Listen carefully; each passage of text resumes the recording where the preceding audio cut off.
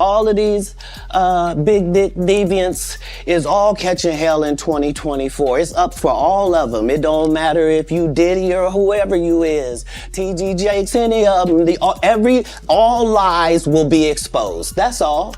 And anyone who takes that the wrong way, know why they take it the wrong way. No. Fuck, like he called, we should kick it on telephone after the main shit. Right. And be like, matter of fact, they sent me the girl pictures of this girl, like, not the shit that y'all. The controversy didn't begin with Netflix. It started months earlier, when Katt Williams warned that 2024 would be the year all lies are exposed. Known for challenging powerful figures long before public opinion shifts, Katt has repeatedly sacrificed industry favor to speak uncomfortable truths. Now, as major names appear to be missing from a high-profile documentary, his words feel less like comedy and more like foresight. The real question isn't whether Katt was right, but how much of the truth we were never meant to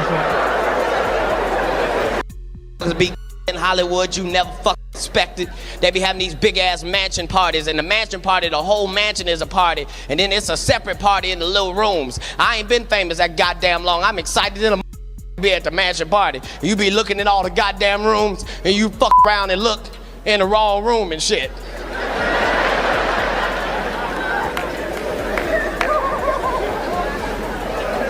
Hey, did you ever have the opportunity where you got invited and you said no to it? Hell yeah. What was the consequences when you said no? Puffy invited me for weeks, asking me to come and teach him how to, wanted me to be his acting coach for a while. Go there and he's sitting around just looking. I'm like, okay, what's the material you want to work on? He's just looking at me. Then next thing you know, okay, hey, will you help me? I want to hear your music. So I come over there and I play the music. And he's sitting there just looking at me, like waiting. Okay. So then my assistant was like, he wants to hang out with you next week. And I was like, for what? He's like, I think he's trying to you. That's what my assistant said. And I was like, oh, okay. Now I get it. So now no more communication. Now you know to be hands-off with somebody. A number of producers come in to make the approach, and you threaten to punch them in the mouth, or threaten to knock their head off for talking to you or looking at you like you're a woman. When you approach a real man about his masculinity, you're going to get a real reaction back. It's a difference when a guy walks in a room and when a man walks into a room. And a man don't take the same things that a guy will accept. So always be the man in the room. And that's always been my whole thing, and have lost businesses because I don't bend over in that way. I don't compromise. I don't play gay roles. I don't kiss a man. I don't do that shit because the man card means everything. I had no idea we're going to go this direction with the podcast. This is absolute. But listen, we've talked about it. We've had a lot of the guys on to talk about this stuff. Are you done with Hollywood because of this specific reason? I'm still working. I still, I haven't made the money necessary to do all of the other stuff. So I still have to go and do the Chitlin circuit. I still have to do the job that I need to. But eventually, I've done what I set out to do, which was to redefine the universe. I've proven what I've set out to do, and that's why I have all the patents. Whether they evaluate it or not, that's up to them. But I've done the work and finished it. Now I can go on and do whatever else we need. When 50 Cent joined the Diddy documentary, audiences expected unfiltered exposure. His reputation was built on defiance, not diplomacy. And yet, reports now suggest 7 major celebrities were removed before release. That contradiction reveals the tension between truth-telling and survival within powerful systems. Was this calculated restraint, or proof that even the boldest voices have limits?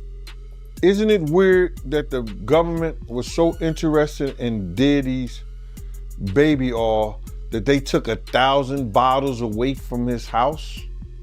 If the government took 1,000 bottles of baby oil and somebody had things what appeared to be baby oil, and then you have to listen to the prosecutor.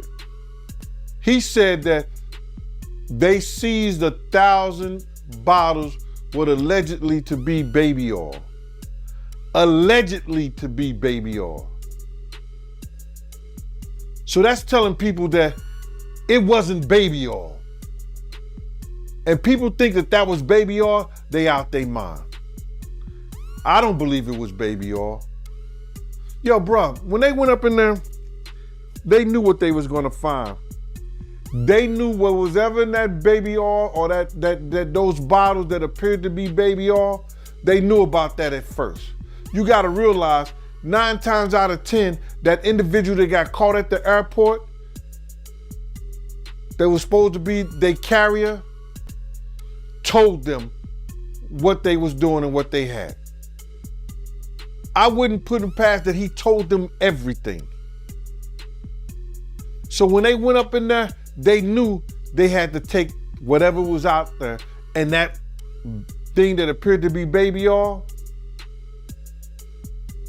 they took that. They gotta test every last one of them. Let's see how much, let's see how many of those come back to be baby oil. Bro, listen to me. Costco don't sell that much baby oil. Where you know sell that much baby oil? Yeah, I don't know any store that sell that much baby oil. I know Costco, they came out and said that they don't even sell baby oil. He's sitting there talking like an evil dictator. We need comms.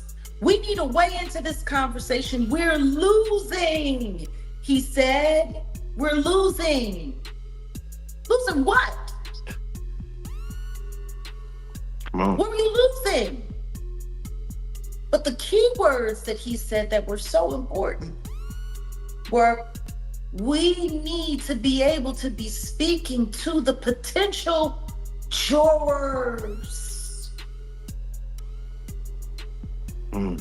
He said, you might only be the guy that watches CNN, but there's 9 billion people in the world, and 7 billion of them are on Instagram or TikTok. We need to have control of that. He said, we need to know how these potential jurors are thinking. That's what he said. Right. So what does that mean? He hadn't even been arrested yet. He hadn't even been taken into custody yet. Damian Williams hadn't come forward yet with a list of the charges that they were charging him with and what they were taking him to trial for. That didn't happen until December.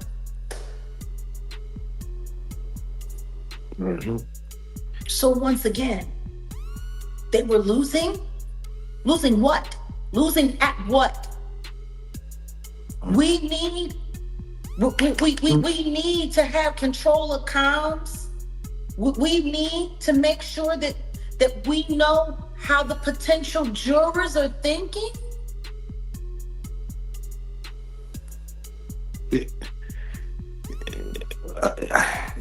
Very true. How does that not sound like anything other than what it is? They were looking to infect the jury pool as early as possible. Hollywood has long operated within a hierarchy where accountability is selective. Influence, wealth, and long-standing alliances often determine who is scrutinized and who remains untouched. The absence of certain high-profile figures reinforces the belief that fame doesn't just elevate, it insulates. And that raises a difficult question about who truly answers to the public. Say that again. But they just want to send this 4 years. Meanwhile, they tried to give me 4 years for 2 blunts I had no intention of smoking in the first place. Same 4 years. I don't give a fuck. Being an ass-picking devil worshiper is not against the law. They put that man on a whole RICO because they thought he was f***ing for China. They said, bring out the 9 niggas walked out. That ain't even get the law. Go on and get you savvy. That man liked this so much as his punishment. They sent him to the place with the most. But Diddy didn't tell Mark. Does Mark feel betrayed by Diddy? I've not talked to Mark about it. What do you think? What do you think? I will tell you, I'll just tell you, if it was me, I would be more than a little upset. I was more than a little upset when the client didn't know and I was being recorded. I mean, there was a while there where I was meeting clients under bridges, freeway bridges, because I was PTSD over it. So I think, as a lawyer, it is one of the most inviolate oaths that you take to protect the client confidentiality and the client privilege. So I don't know. I haven't talked to Mark, but if I were Mark, I would be out of my head. Out of my head. It's incredible. Diddy did two things here. Number one, he betrayed Mark Agnifilo, who, to your point, did so much for him. Obviously, without Mark Agnifilo, may very well be spending the rest of his life in prison. The second thing that he did is, by having a third party that's privy to the conversation, the videographer in this case standing there, there's no privilege, right? Diddy waived that entire privilege. Right. Now, it didn't end up backfiring because it seems nobody knew about it until the end of trial, and what are you going to do at this point? But it's such a callous act by Diddy to just sell out his lawyer like selfish. That. It's so selfish. Now, we should say that, remember, Diddy and his team were very upset when they found out that this footage was part of the documentary, and they tried to shut it down, but you know, the act of taping it is what is so awful. The act of taping it, right? Without Agnifilo's Diddy would say that I didn't authorize that video going out, and the argument they've made is that he's the one who has the right, that he owns that footage. But that's a copyright issue. That has nothing to do with the morality of the whole thing. Yeah, the morality is clear. That what's unclear is what kind of a deal did he specifically have with the videographer?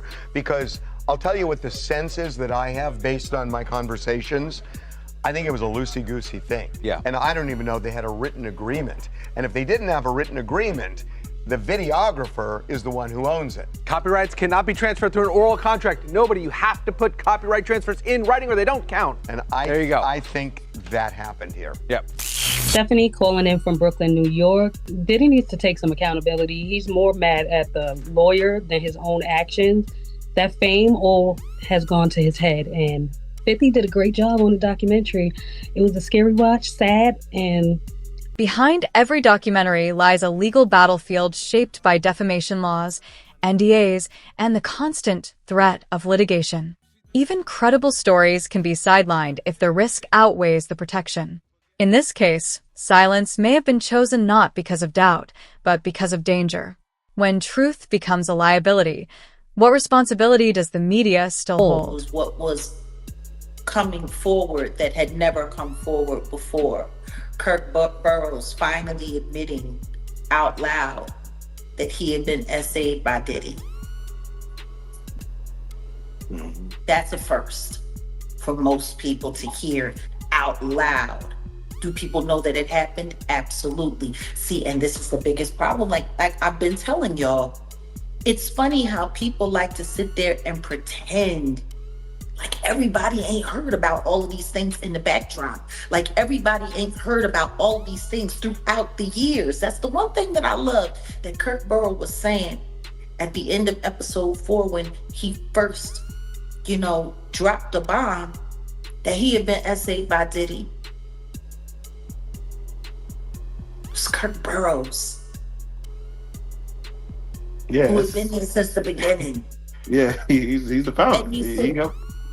He said people keep pretending like all of the stuff that they hear about Diddy is something that's new. He's been doing these things.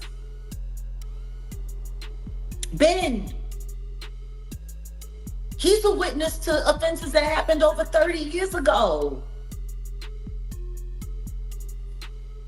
Yeah, facts. Jag, you came in and you gave us a history about Uptown Records. Again, I know we have a lot of younger viewers, and some people start doing their research after you spoke on it, and for them to delve into the history of Uptown Records and Sean Combs' introduction to it, and going from there, he seemed like a kid, going to forget the name of the school, but going to like a private school. Yeah. And jumping as an intern in 19 into this, I'm gonna say back then this was hip hop with what Uptown Records represented at the time.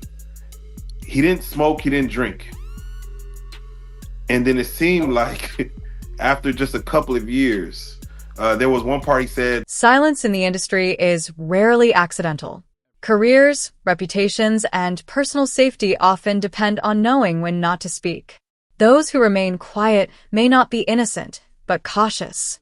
Sometimes, The absence of testimony reveals more than any accusation ever could. So I'm looking at it like this. So then he called me back again, and I told him, like, listen, man, don't you ever call my phone again, Kurt.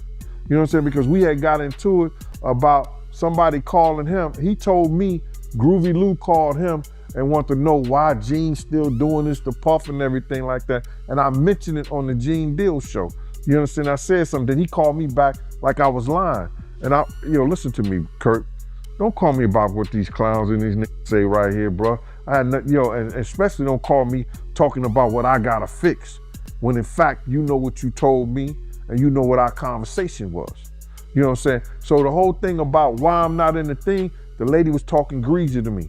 She had no right to talk greasy to me. And then she told me that 50 didn't have the power to do anything, but they using his name to like push the whole documentary. And that's what it was about.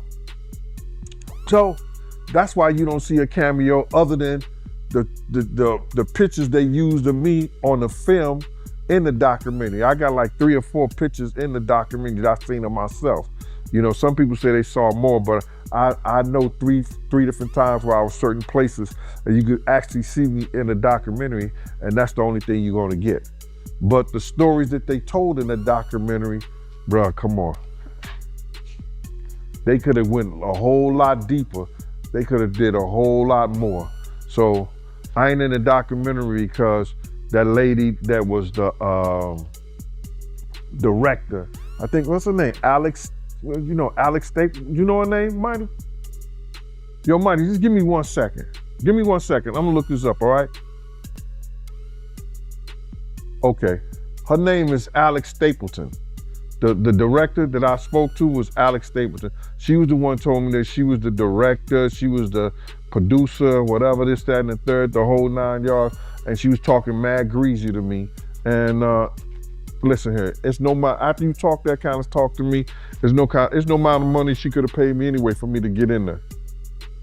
You know, my story is more too valuable, getting in the depth or getting in depth with this whole stuff. And it would have helped that documentary a whole Not every lot. omission protects the powerful. Some protect those who are harmed. Certain stories may have been excluded to avoid reopening trauma for individuals who are victims, not perpetrators. Exposing pain without consent risks turning justice into entertainment. Where should the line be drawn between accountability and compassion? That shit would have never happened. I was there, I saw it. I saw Jessica run down the steps after she grabbed the money box because my man Eddie was protecting her. And Eddie's the one called me on the walkie-talkie and said, yo, Jessica just locked me in outside the gym, Gene. You couldn't go down the steps after they bum rushed the door. You understand? I had to run around the whole gym on the outside, around the gym, down the steps, run across the basketball court, and open the front door. When I opened that one door, because it pushed inside, people start squeezing through that. Then I just kept doing the doors, and people was coming in there, falling dead, right out, just falling out right there. And once they got in there, they just fell out. It was crazy, bro. It was a crazy sight. So I was there, man. So I knew more than they would put down there in that documentary. And you know what I'm saying? You even see me, when Puff is standing up right there, you see me down there trying to do CPR on somebody, and that was a 17-year-old kid that died, bro. That was a 17-year-old kid that died. I knew his brother. His brother was sitting there crying, talking about, my mama gonna kill me. This is the first time I ever took my little brother anywhere. Terrible, man. Who do you put the blame on for that whole City College thing? Do you put it all on Diddy, or is it more people that played a part? Well, I think Puff cutting security for the outside is a big part. Second of all, the college should have had their security there, and you didn't see none of the college security.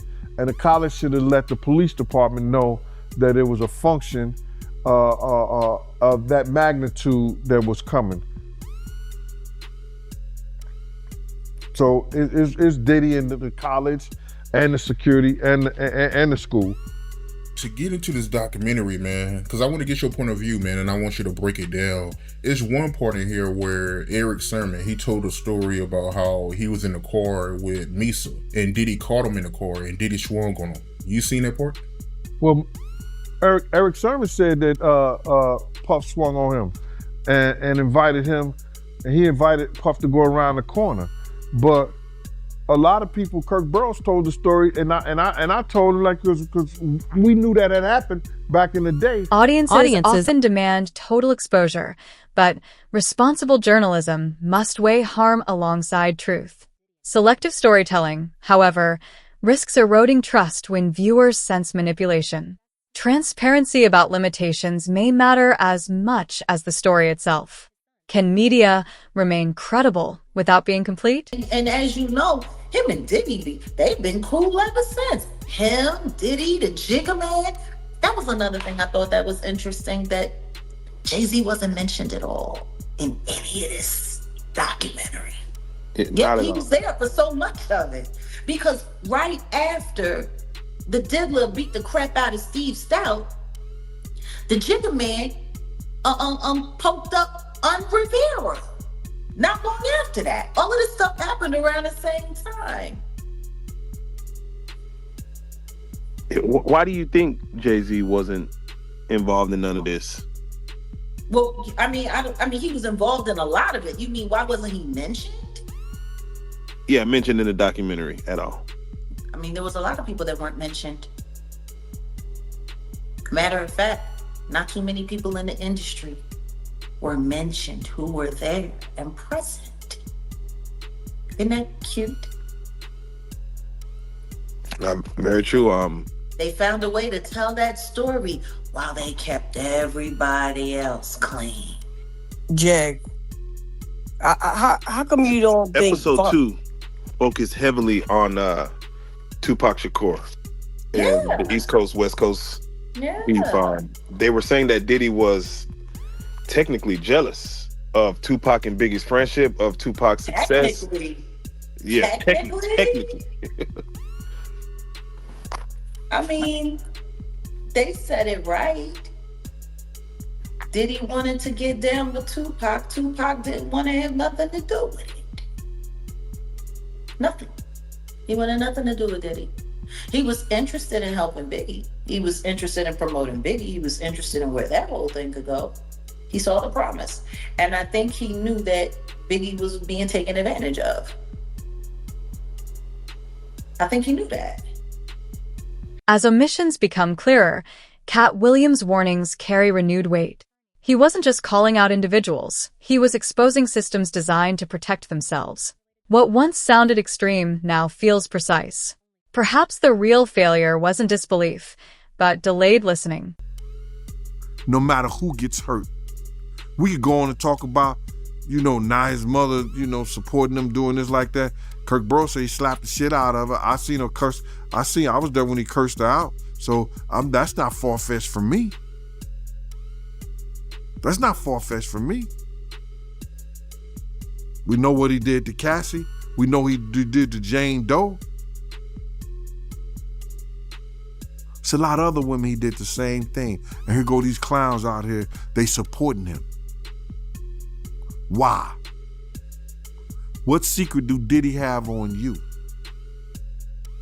What secret did you play in the part at the Diddy party? That's why people ain't speaking out.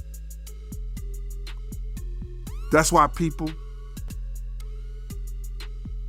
is sitting back and letting this shit play out. A lot of them, bruh, for real, they hope he get unalive some kind of way. It wouldn't be a tragedy to me. Some people deserve what they deserve. Because karma don't always hit you, bruh. Marlon Wayans don't know what he talking about. And if you read about karma, it don't always come back to that individual. It comes back to maybe it was speaking. It was Egyptian. It may come into that spiritual realm and that lifeline of your family. it might be a weak spirit in your family that catch that karma and not that person who actually did the act. That's where we at, bro. The documentary may be finished, but the reckoning is far from over. Investigations continue, lawsuits multiply, and public scrutiny only intensifies. Truth rarely arrives all at once. It surfaces in fragments over time. And the final question remains, when everything is finally revealed, will accountability still be possible?